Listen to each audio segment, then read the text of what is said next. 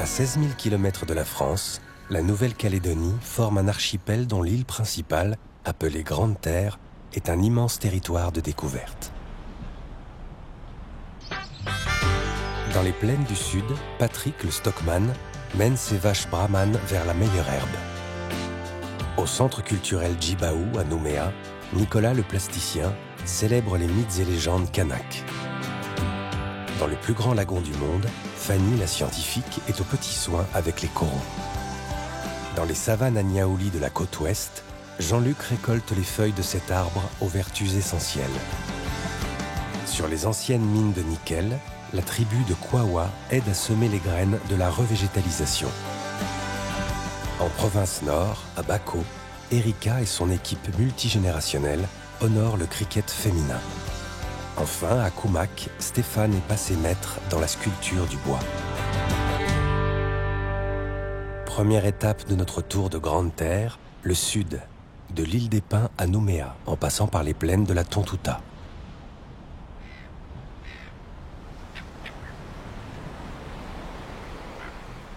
À une cinquantaine de kilomètres au large de Grande Terre, l'île des Pins est souvent considérée comme l'un des joyaux du Pacifique et une escale incontournable pour beaucoup de ceux qui arrivent en Nouvelle-Calédonie.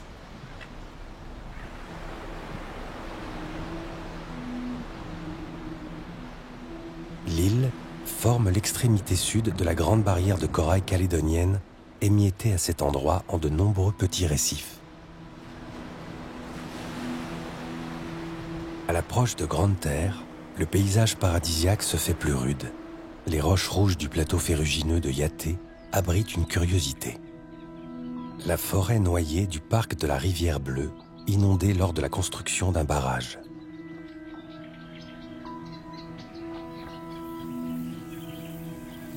Un peu plus au nord, s'ouvrent les grandes plaines de l'Ouest.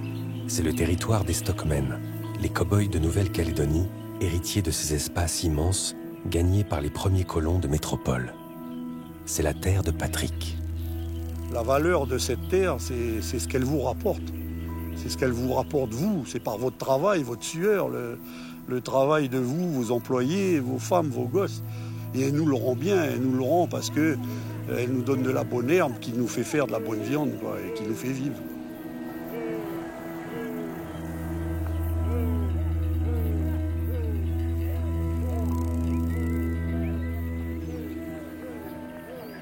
J'ai appris, étant jeune, en travaillant sur des grands ranchs, des grandes surfaces, à dresser les chevaux, manier les troupeaux. Et ça, on ne peut pas le faire sur des petites fermes, quoi. C'est pas possible.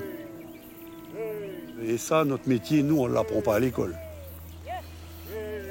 Voilà.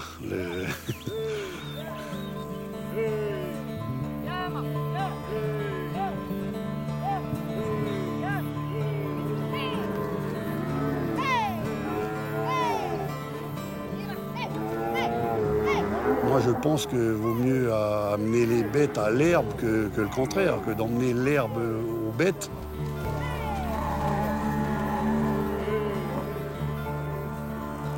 Je travaille essentiellement avec l'herbe locale, l'herbe endémique. J'adore le pâturage. Je n'utilise pas de charrue ni d'engrais. Et on s'aperçoit qu'en travaillant naturellement, on y arrive très bien. Dans l'élevage, on pense toujours qu'on a besoin de la machine pour aller plus vite et tout, mais au résultat, ça nous apporte tellement d'ennuis qu'on ne gagne pas de temps.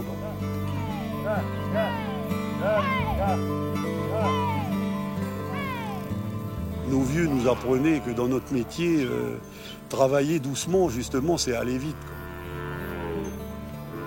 Il faut le temps, il faut avoir la patience. Il faut prendre le temps de voir pousser, de voir grossir.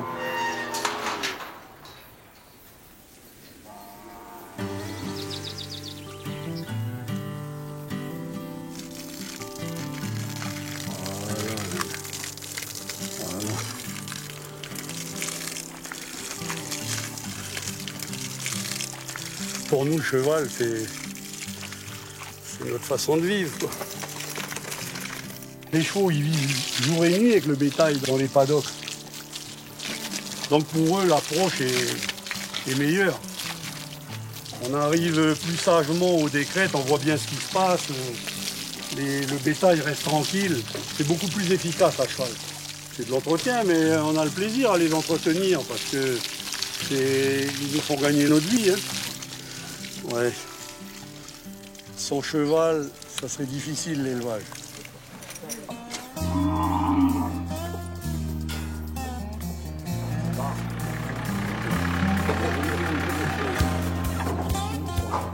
C'est pas un métier qu'on fait par obligation.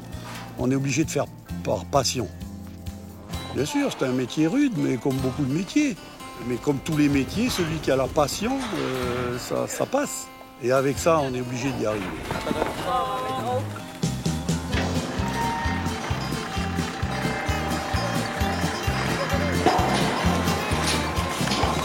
Hey, hey. Tiens.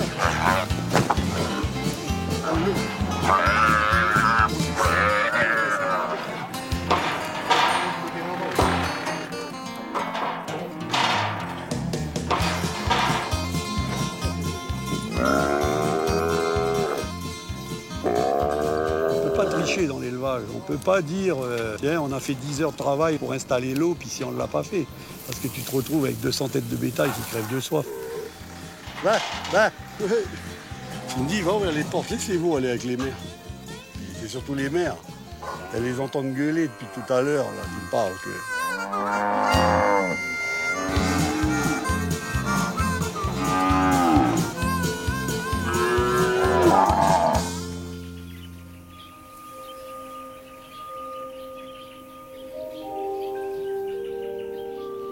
Il faut des années pour mettre une terre en valeur. C'est pas quelque chose qui se fait comme ça, là, en 2 coups de truelle.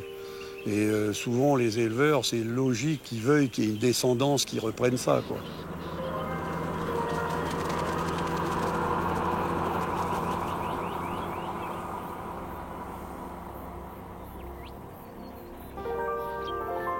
Et puis, on aimerait bien partir, que derrière, ça soit quelqu'un de respectueux qui garde tout ce travail de plaine, de bétail, de nature, qu'on puisse le laisser tel que c'est, quoi.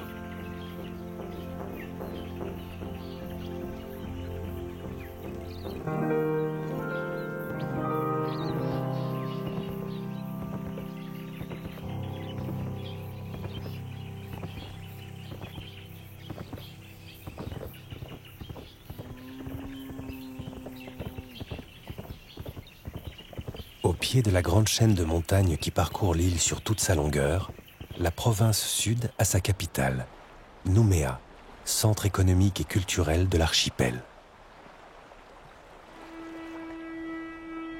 Fièrement dressés vers la baie de Magenta, les bâtiments du célèbre centre culturel Djibaou évoquent, par leur architecture nervurée et très effilée, les cases traditionnelles kanaks.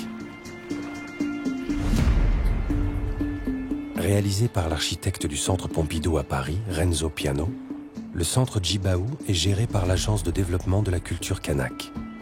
C'est l'un des principaux lieux de rencontre et de création culturelle en Nouvelle-Calédonie.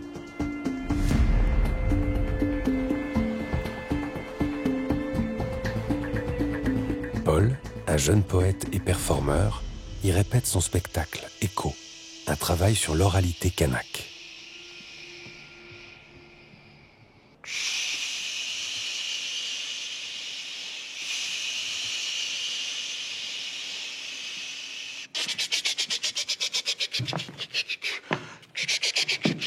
Bozoussé, je m'appelle Paul Taneisi Wamou. Bonjour. Amela Eveyeni Che Taneisi Paul Wamou. Ici, l'oralité en général, elle prend une forme assez sacrée dans les coutumes, dans les cérémonies, dans les rituels coutumiers, quand tu arrives chez quelqu'un, quand tu pars de chez lui, quand tu fais de la morale à ton prochain, ou voilà, il y a ces discours qu'on appelle les discours entre guillemets coutumiers, les discours rituels, où la parole est vraiment sacrée, sacralisée. C'est un moment où on écoute et la parole a un poids très très fort. Il est ouvert. Dans le travail que je fais actuellement sur scène, j'utilise les codes de ces discours pour raconter des histoires avec. J'appelle. Tout en respectant la forme et le sens surtout. Il bug sévère, le mec. Il bug sévère, le mec. Il bug sévère, le mec. Il bug grave. Assis là comme un con, à attendre que Dieu lui crache une réponse sur la gueule. Chut, psst, hey! Une seule, une. Je ne sais pas si je pourrais dire que je suis un chaînon en plus dans la tradition orale kanak. Rien. Mais dans la tradition, on va dire, artistique, on essaye d'inventer cette oralité contemporaine, on va dire. Je demande la parole à moi.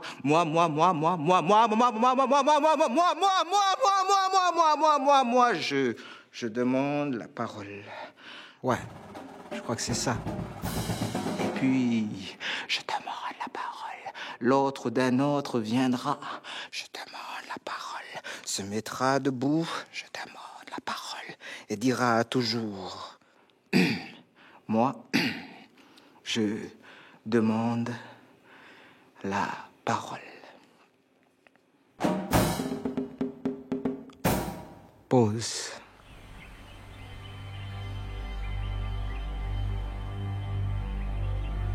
Le centre Djibaou accueille également des installations temporaires, comme celle de Nicolas, un artiste plasticien qui revisite lui aussi son héritage kanak. Aujourd'hui, en tant qu'artiste, on ne peut pas se détourner de la tradition de toute façon et de ce qu'ont fait nos anciens, c'est toujours important. La culture kanak, on la vit au jour le jour. On s'appuie sur la tradition avec les outils d'aujourd'hui, c'est ça. Alors ce qu'il faut savoir, c'est qu'ici en Nouvelle-Calédonie, la nuit, on évite d'aller dans la forêt parce qu'il y a toujours des lutins et tous ces petits personnages mystiques et magiques qui peuvent nous détourner de notre chemin et nous faire des farces et des blagues. Et en fait, j'ai voulu les réhabiliter dans ce travail-là un peu, les montrer au grand jour. Le poisson représenterait le clan de la mer et la forêt représente le clan de la terre, qui sont les clans les plus importants pour la Nouvelle-Calédonie. Pour moi, c'est quelque chose de logique, c'est suivre le chemin de nos anciens et continuer avec le monde moderne aujourd'hui, en s'adaptant d'une certaine manière, mais toujours en gardant ces valeurs qui sont propres à notre culture et qui sont fortes et qui nous maintiennent en vie, nous Kanak, nous le peuple kanak, quoi. Les anciens chez nous, c'est quelque chose qui est très très important dans notre culture et c'est ce qui nous donne la force d'avancer et de marcher. C'est eux qui nous ont mis debout.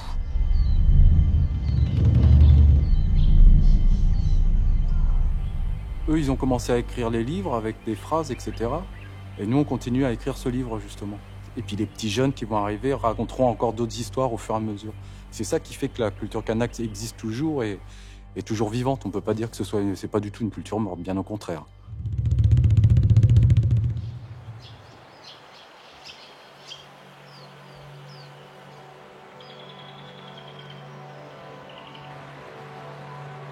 Jadis malmenée, désormais revalorisée et entretenue, la culture kanak continue de se vivre dans les tribus, au sein des 8 grandes aires coutumières. Eléa, chef de tribu, évoque la nécessaire transmission du savoir coutumier des anciens vers les jeunes générations. Il faut que les jeunes, ils ont les oreilles pour écouter, pour attendre, pour respecter leurs vieux. Oui, parce que les interdits dans la culture, c'est 3 seulement.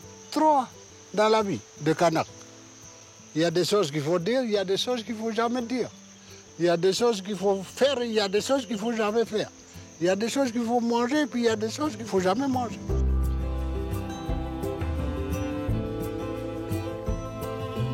Un jeune, quand il est né, quand il est encore comme ça, là, sur le dos, c'est un homme déjà.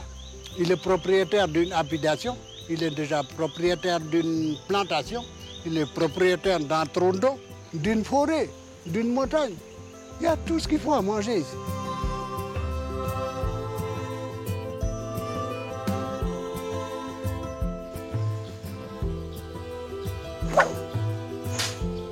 L'intérêt de l'homme, c'est le savoir. Si je meurs un jour, c'est pas la peine de pleurer. c'est vivant, le savoir. Si tu meurs un jour, tu es vivant en eux.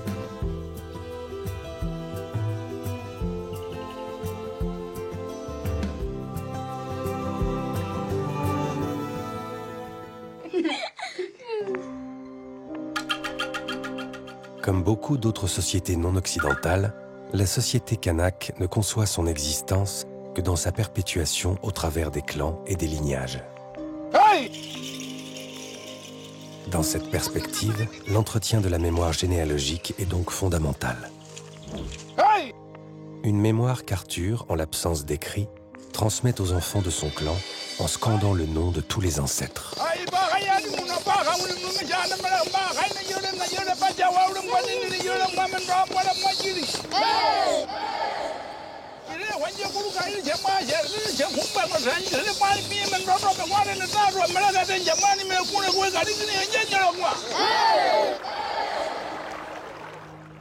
La généalogie, c'est les liens entre les clans. C'est là où on sait d'où on est venu, après où on va. Ça permet à la jeunesse de visionner leur avenir par rapport au passé. Sinon, celui qui n'a pas d'histoire n'a pas de vie. C'est pour ça qu'il y a une généalogie, pour ne pas se perdre. C'est une sorte d'écriture qui écrit le passé par les gestes, par le chemin.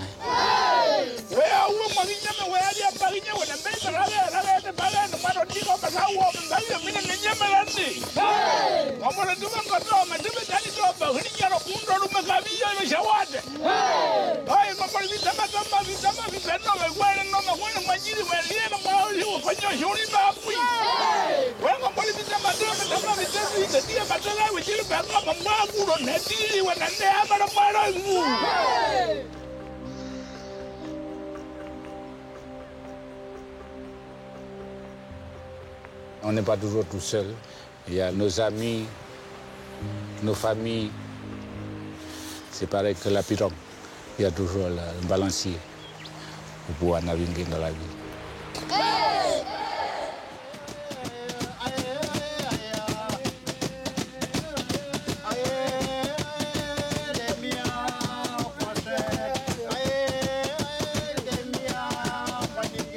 Si la société kanak valorise le groupe, elle ne dissocie pas non plus l'homme de son environnement, avec lequel elle entretient des liens quasi mystiques.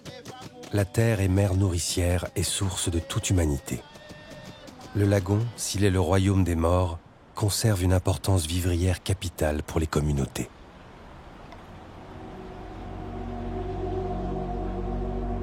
L'archipel de Grande Terre est baigné par le plus grand lagon du monde, vaste d'environ 24 000 km².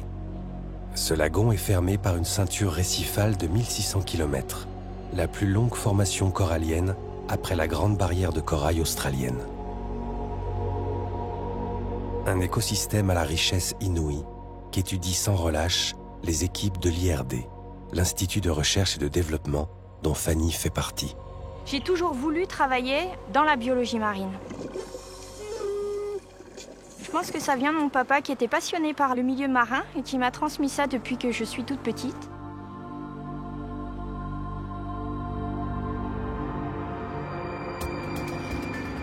Fanny est une spécialiste de la physiologie des coraux.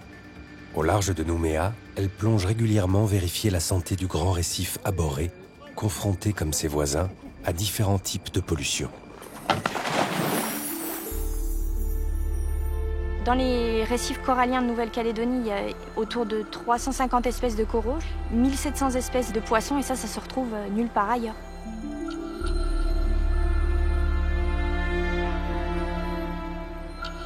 Ils sont une source de biodiversité incroyable, c'est l'équivalent des forêts tropicales. Ils servent d'habitat aux différentes espèces, ça leur sert de lieu de reproduction et ils leur servent également de garde-manger. Le corail, ce sont des organismes coloniaux formés d'une multitude de petites bouches qui sont appelées polypes et qui ont la capacité de former un squelette de calcaire. Alors pour former ce squelette de calcaire, elles se servent de la photosynthèse réalisée par des petites algues qui sont situées à l'intérieur de leur tissu.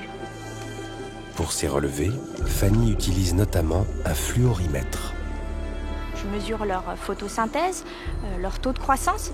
Ça me permet de savoir comment les rejets miniers, les rejets d'eau usée impactent ces récifs coralliens.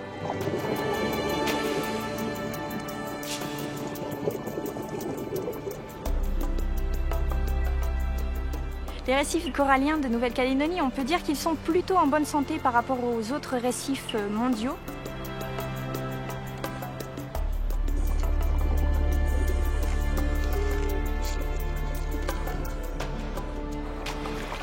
Cet organisme est tellement complexe que je pense que quand on commence à l'étudier, on ne peut plus le lâcher. Et maintenant ici, c'est vrai que c'est carrément un rêve parce que les récifs sont fabuleux et c'est un bonheur de travailler dans ce milieu-là.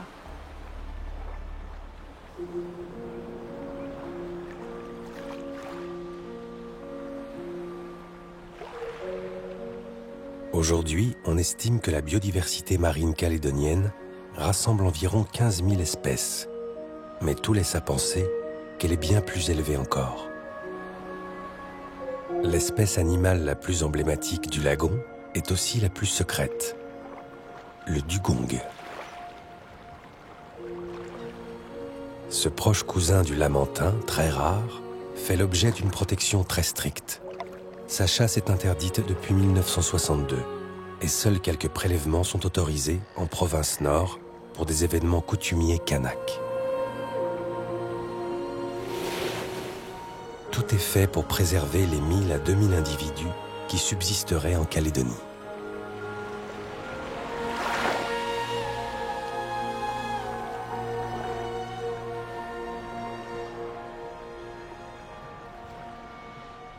Retour à Nouméa. Véritable aimant régional, la capitale concentre les 2/3 de la population totale de l'archipel.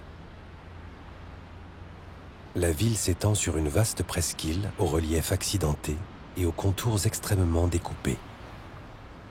Sur le domaine public, se sont formées des zones d'habitat spontané, appelées squats, comme ici, sur la presqu'île de Nouville. Les squats sont apparus dans les années 70 avec la montée de l'exode rural kanak et l'arrivée de nombreux Wallisiens et Futuniens et d'autres Océaniens. Installés le plus souvent en pleine nature, dans des enclaves isolées du reste de Nouméa, les squats restent des habitats précaires, des lieux à l'intersection des cultures traditionnelles et du modèle occidental. On y trouve de nombreux nakamal ou bar à kava, une boisson traditionnelle venue du Vanuatu. Takazi et Louisa tiennent l'un d'eux. Nous, pour la coutume, on n'utilise pas les sous.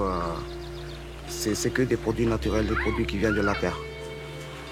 Quand tu veux te marier ou un truc comme ça, tu amènes un pied de kava avec un cochon. Et c'est surtout le kava qui était bien riche au niveau de la coutume de Vanuatu. À l'époque, c'est traditionnel. C'est que les chefs coutumiers qu'on le voit. Nous, on l'a fait venir de Vanuatu pour la vendre ici en Calédonie. Ici, c'est un bar, on va dire un bar à kava. 16 kilos. J'ai 7 kilos aujourd'hui. Ok, c'est bon, bien. Au Vanuatu, le kava est une racine coutumière utilisée depuis toujours dans des cérémonies traditionnelles. C'est d'ailleurs aujourd'hui le principal produit d'exportation vanuatais.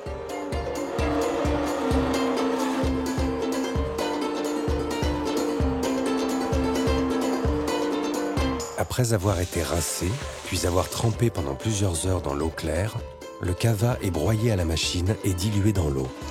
Le mélange est filtré à la main dans des petits sacs de toile. En résulte une boisson amère aux propriétés essentiellement apaisantes. Les abus de consommation du kava, ajoutés à l'aspect interlope de ces lieux, ont donné une réputation parfois sulfureuse au nakamal. Il en existe toutefois plus de 200 aujourd'hui dans l'archipel. Les Calédoniens qui les fréquentent aiment s'y retrouver après le travail pour tuer le stress et se couper de la ville pendant un moment. Une boisson à consommer, bien entendu, modérément.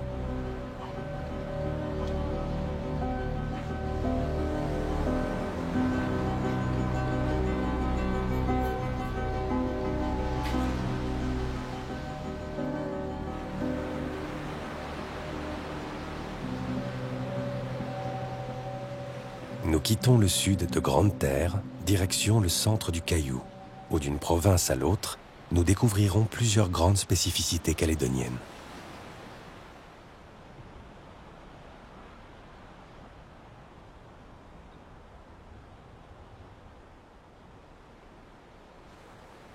Le paysage typique de la côte ouest de Grande Terre est la savane à Niaouli. Composé d'arbres et d'arbustes disséminés sur de larges étendues herbeuses, c'est un milieu plutôt pauvre en termes de biodiversité. Il résulte de la disparition des végétations d'origine sous la pression de l'homme et notamment des incendies. Le Niaouli, lui, tire parti du feu grâce à ses propriétés ignifuges qui le protègent et lui permettent de prendre la place des autres espèces. Arbre emblématique de la Nouvelle-Calédonie, le Niaouli est utilisé depuis toujours chez les Kanaks pour différents usages. Jean-Luc, lui aussi, depuis une vingtaine d'années, en récolte les feuilles. Les conditions de récolte les meilleures, c'est en fin d'année. Il faut que l'arbre en fait souffre de la sécheresse pour qu'il donne le maximum d'huile essentielle en fait.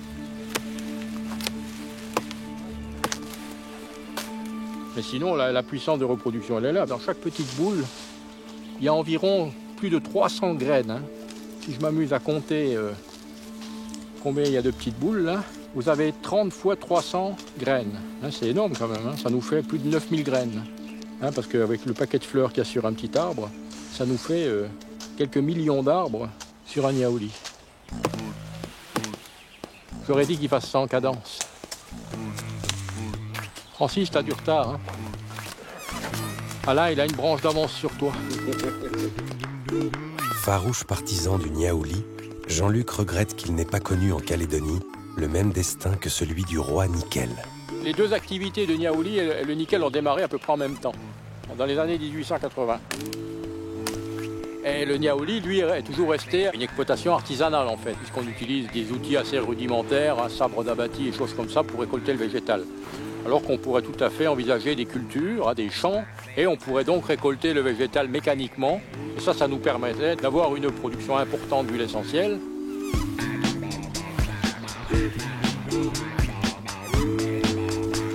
Contrairement au nickel, où le nickel, on le prend, il change de main, il passe dans la main des pays industrialisés, il est recyclé à l'infini. Par contre, il échappe complètement aux pays producteurs, alors que le Niaouli, lui, on le coupe et il repousse. Donc la ressource, elle est inépuisable. Donc là, on est dans le développement durable et on peut aussi travailler pour les générations futures.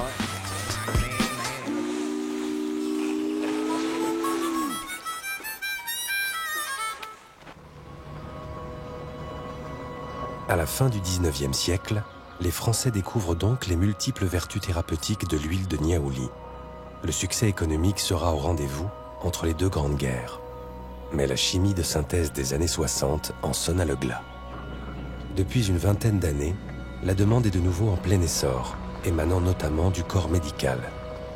À Boulou, Paris, Jean-Luc s'est lancé dans la distillation du Niaouli après avoir découvert cet excellent produit selon ses propres termes. Paraît-il qu'on a une huile essentielle en Nouvelle-Calédonie qui est unique au monde, de par son odeur. Bon, le Niaouli n'est pas endémique, il n'est pas propre à la Nouvelle-Calédonie, mais par contre, il développe un arôme qu'on ne va trouver nulle part ailleurs qu'en Nouvelle-Calédonie. Nous, personnellement, à la distillerie, on a des demandes à la tonne, on devrait fournir des tonnes d'huile essentielle, mais malheureusement, tant qu'on ne sera pas organisé au niveau de la gestion du végétal, on n'arrivera pas à répondre à cette demande.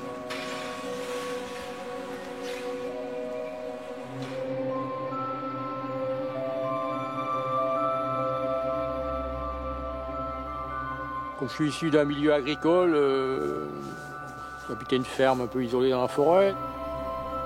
J'ai quitté les Vosges assez jeune et le hasard de la vie m'a conduit en Nouvelle-Calédonie et puis je me suis intéressé à cette plante. Alors c'est vrai qu'on me pose souvent la question, bon pourquoi j'en sais rien. Ça je prends la clé de 13. Mais ça me plaît, j'aime bien faire ce genre de boulot. Tirer les odeurs aromatiques, c'est intéressant. Ouais.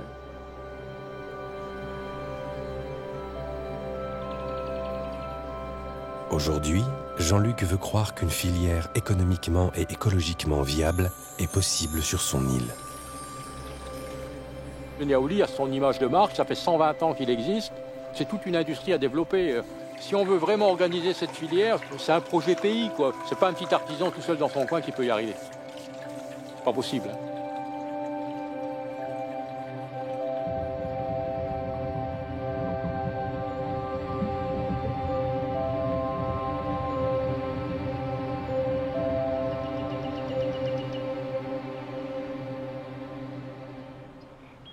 Depuis près d'un siècle et demi, le roi de Nouvelle-Calédonie, c'est donc lui, le nickel.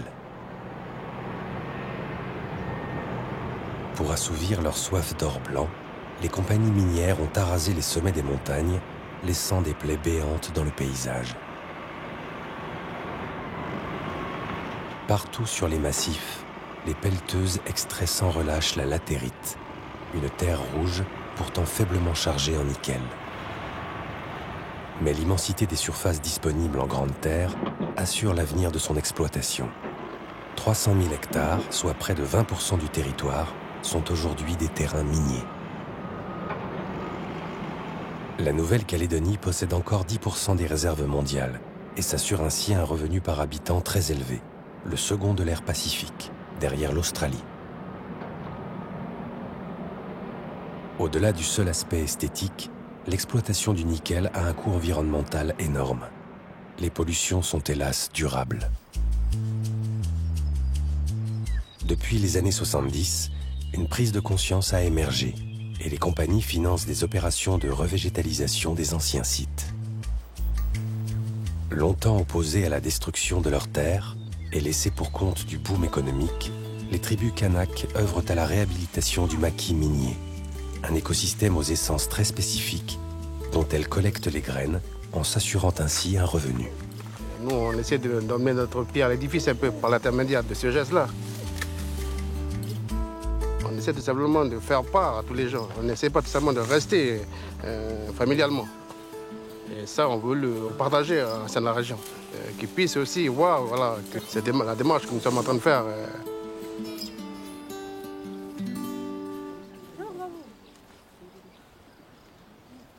Si on vient avec le cœur, je veux dire, pour pouvoir faire ce geste-là, je dis que le travail, non, je pense pas qu'il est énorme. Non, je pense pas. Depuis une dizaine d'années, la revégétalisation est devenue un véritable marché dont bénéficient les tribus comme celle de Kwawa. Marc-Henri s'est lancé dans l'aventure et s'appuie sur leur expertise. Pour des questions écologiques, on ne va pas s'amuser à aller introduire à Kwawa des espèces qu'on ne trouve que dans le sud de la Nouvelle-Calédonie. De la même façon, on n'irait pas introduire dans le grand nord de la Nouvelle-Calédonie des espèces qu'on trouve au centre de la Nouvelle-Calédonie. On a des micro-endémismes qui sont très très particuliers en Nouvelle-Calédonie. Dans 4 à 5 ans, ces petites graines elles vont donner des belles plantes, en tout cas on espère. Le problème est que ces espèces sont très très longues à la germination, puis à la croissance.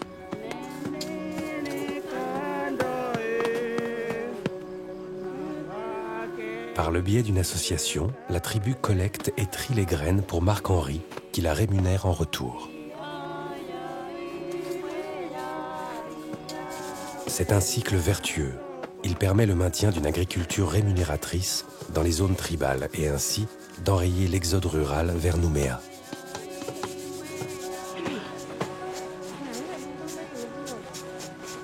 Sur le terrain, l'hydroseeding, la technique qu'utilise Marc-Henri, est originale. Mélangée à de l'eau et des matières organiques, des milliers de graines sont propulsées sur les talus des anciennes mines.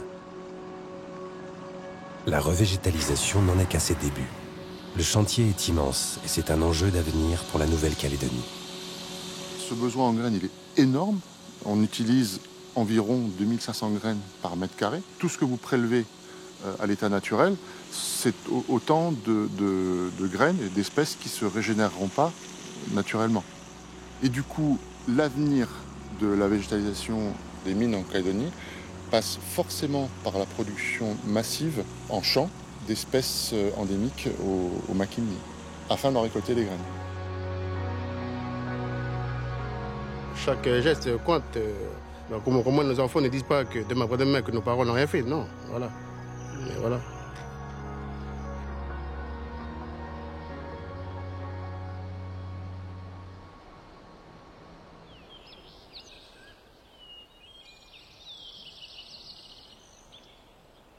Nous quittons la côte est de Grande-Terre et retournons sur la côte ouest, dans le secteur de Koné, la capitale de la province Nord.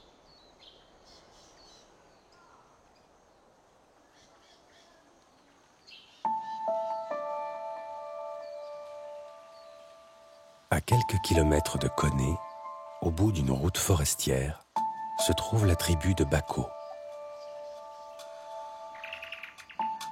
Un village paisible s'il en est, mais où la place des femmes n'est pas toujours celle que l'on croit. Rendez-vous au stade avec Erika et son équipe. J'ai grandi, il y avait déjà le cricket. Tout petit, j'ai vu comment nos grands-mères y jouaient. C'est ma mère, mes tantes, mes grands-mères qui m'ont mis dedans, puis voilà. Jusqu'à maintenant, je joue au cricket. Et j'ai jamais compté les coupes qu'on a gagnées.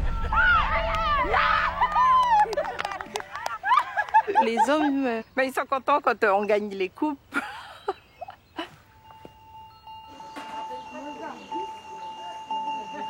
Comme tous les clubs, on n'a pas souvent des subventions ou des grandes entreprises qui sponsorisent des équipes.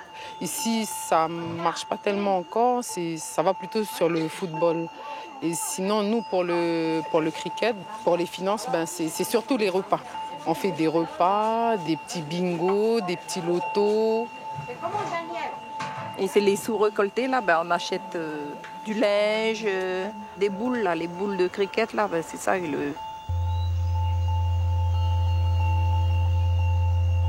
Quand on était petite avec les grands-mères, les mamans, comme c'est des joueuses de cricket, on n'osait pas prendre les grandes boîtes parce qu'elles étaient lourdes avant. Et on faisait avec les feuilles de coco là, qui tombent tout à fait au bout. Là. On a taillé ici sur le côté comme une boîte. Et puis voilà.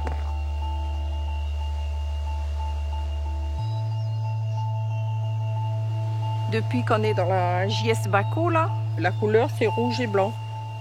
Et le lion, c'est juste la montagne qui est là, juste derrière. Là. Et c'est les lions de la JS Bako, voilà.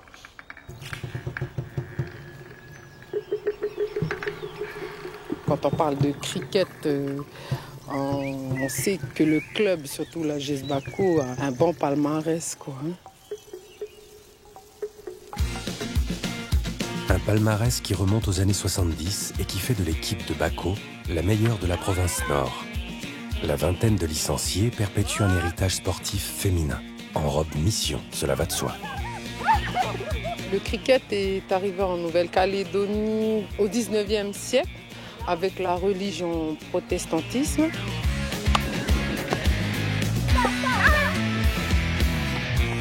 Les pasteurs anglais, ils ont apporté la réglementation du cricket anglais. Et comme ils n'ont pas pu bien expliquer ici le système de jeu, nos vieux, ils ont adapté à leur façon. Et c'est comme ça qu'on a joué le cricket local. Donc le but du jeu, c'est de lancer la boule et toucher les piquets. Si la lanceuse, elle touche les piquets, celle qui a la batch, elle sort, elle est éliminée. Le but du jeu, c'est d'éliminer les 13 joueuses.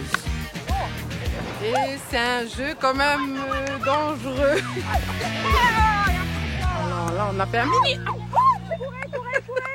Et on joue tous les samedis.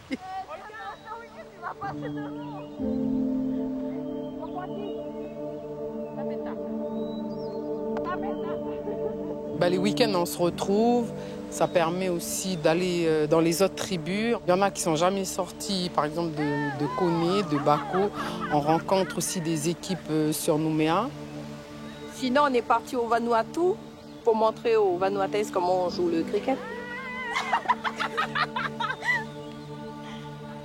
On intègre les jeunes filles dès l'âge de 14 ans. C'est un moyen de transmettre certaines valeurs.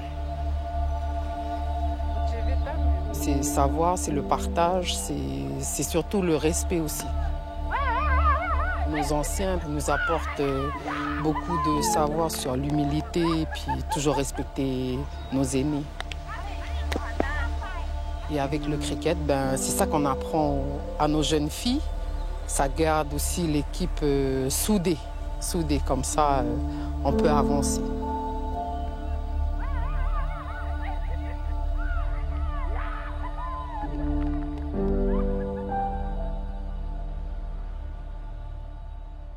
Dernière étape de notre itinéraire en Grande Terre, le nord de l'île, où nous irons de la pointe de Golon à Yengen, en passant par la région de Koumak.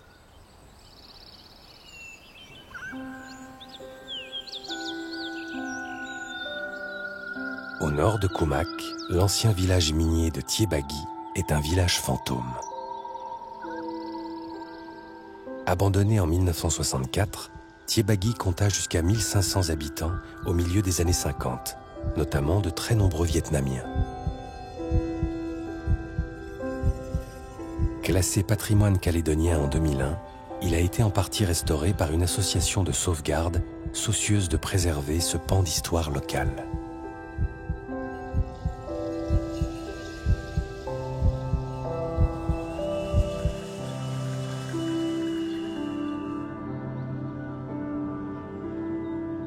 Tiebagi s'accroche aux pentes d'un massif exploité aujourd'hui pour en extraire le nickel. Mais ce n'est pas l'or blanc qui fit sa richesse. La montagne de la Tiebagi abrita entre 1902 et les années 60 la plus vaste mine de chrome au monde. Un téléphérique à benne transporta 2,5 millions de tonnes de chromite vers le petit port de Pagoumen, 5 km en contrebas de la mine. Une centrale électrique alimentait le village et les différentes installations techniques de la mine.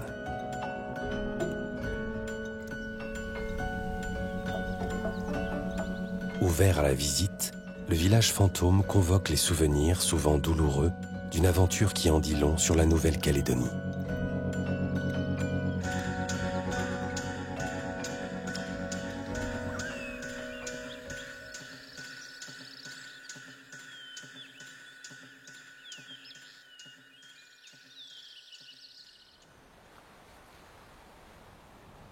À l'extrême nord de Grande Terre, à quelques encablures de Poum, la presqu'île de Golon est un petit Finistère avancé dans la baie de Tanlé. Un lieu préservé à l'écart du monde.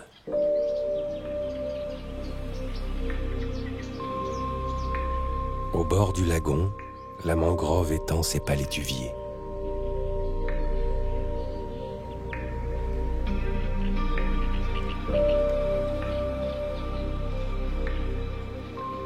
Dans cet environnement idéal, s'est installée une ferme d'un genre un peu particulier. Une ferme en pleine mer dont le jardinier est un expert. Jean-Pierre a dédié une partie de sa vie à l'étude et à l'élevage d'un des plus gros coquillages du monde, le bénitier rouleur. Cet habitant des eaux peu profondes est victime d'une surpêche par les populations kanaks friandes de sa chair. Face au danger d'extinction, et malgré la mise en place de quotas, le bénitier rouleur fait l'objet depuis 2008 d'un programme de repeuplement. Jean-Pierre est au cœur du dispositif. Cette variété-là, qui est donc l'Hippopus hippopus, c'est surtout pour les populations, pour pouvoir se nourrir.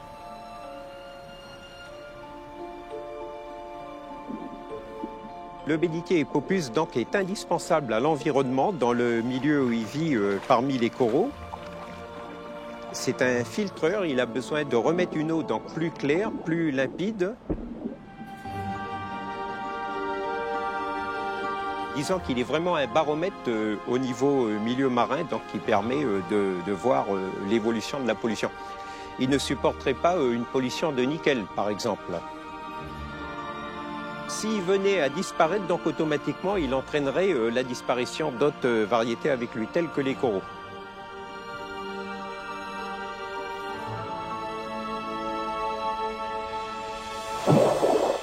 Élevés et bichonnés par Jean-Pierre pendant 2 à 3 ans, plusieurs centaines de bénitiers ont déjà été réimplantés dans les aires marines protégées de la côte Est. Aujourd'hui, l'objectif est d'acquérir plus d'informations sur le mode de dispersion des larves avec l'espoir d'une reproduction naturelle des bénitiers.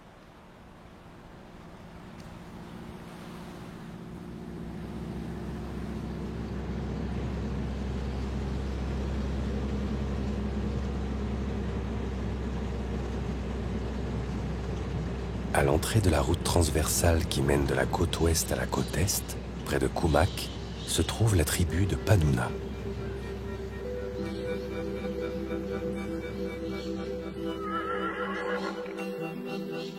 La région de Koumak est culturellement pluriethnique. Kanaks, Européens, Polynésiens et Asiatiques s'y mélangent volontiers. Une petite Babel qui va bien à Stéphane. L'artiste a trouvé là sa terre d'attache. C'est un pays où on a encore la chance d'avoir de l'espace. Les gens ici ne se gênent pas réellement. Les gens vivent avec le voisin, s'accommodent du voisin et il y a une certaine solidarité qui existe, qu'on retrouve peut-être plus ailleurs.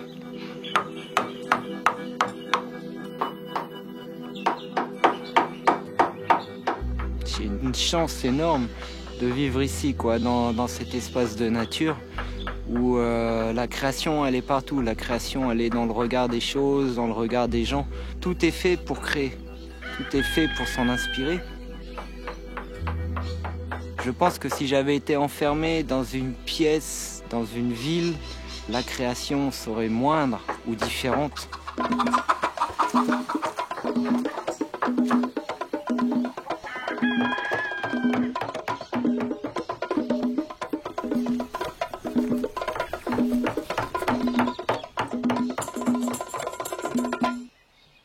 Dans ma vie, j'ai toujours un peu dessiné. J'ai toujours aimé le bois et puis je suis arrivé pour la mer en tant que moniteur de plongée. J'ai pu apprendre avec un vieux toutes les techniques de base d'un sculpteur et à partir de là développer cet art.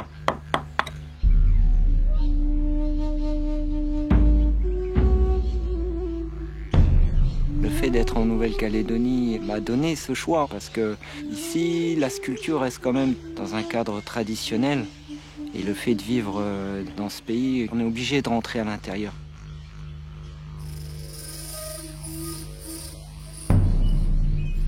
C'est plutôt un apport de plein de cultures, un apport océanique, déjà un apport ici mélanésien. Il y a des choses que j'aime dans d'autres cultures, des formes que j'aime, des idées que j'aime aussi, donc j'essaie d'assembler en fin de compte tout ça. Si j'avais à définir réellement ma sculpture, je dirais une sculpture du Pacifique.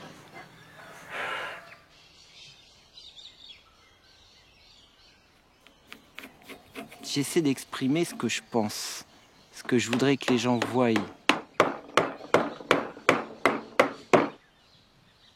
Quelque part, ça devait être inscrit dans mes gènes et il fallait que ça sorte.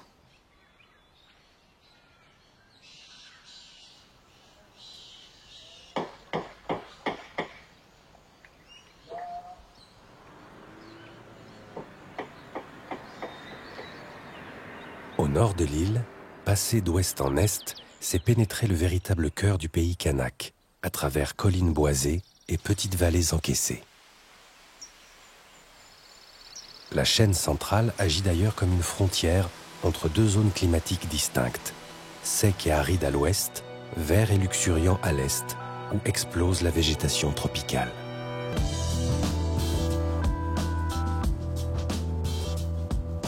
Passé l'imposant massif du Panier, qui porte le plus haut sommet de Nouvelle-Calédonie, nous achevons notre voyage dans la baie de Yengen.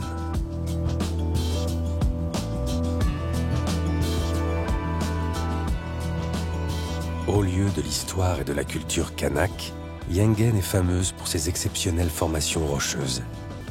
Les falaises de calcaire noir de l'Inderalik, hautes parfois de 60 mètres, semblent avoir été découpées au couteau par quelques dieux locaux.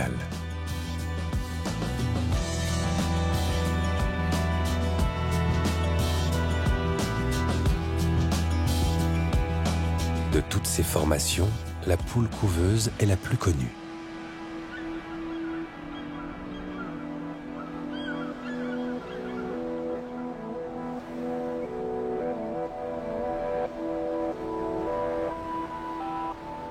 Un décor spectaculaire qui clôt ce détour calédonien.